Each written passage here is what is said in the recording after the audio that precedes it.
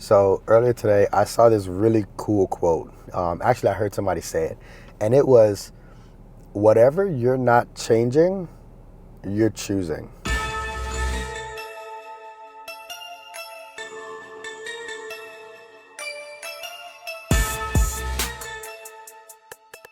While that's like, it's short, right? But it's very profound.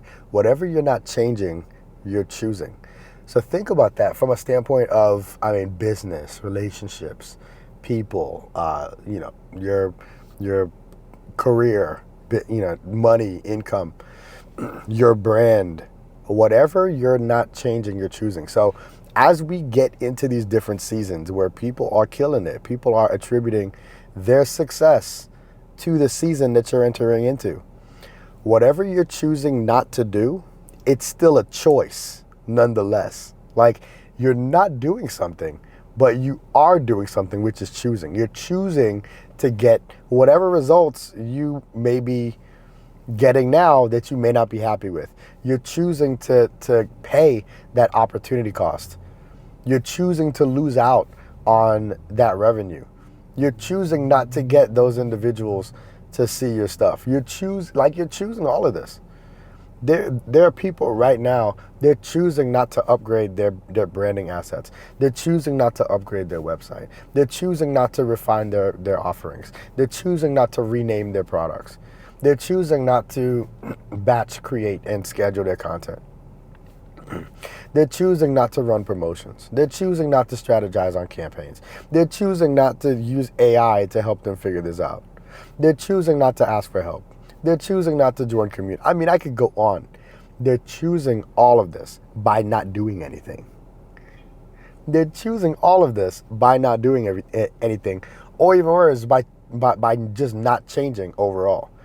So if you are, if you're an entrepreneur, if you're a business owner, I really want to drive this point home. It doesn't matter if it really doesn't matter if you think like, hey, well, if I don't do something, then I'm safe from something else. The reality is that opportunities are coming regardless. And as an entrepreneur, you're putting yourself in a position to either catch it or let it pass. So opportunities don't wait for anybody. It's not a matter of like inaction keeping you safe from something.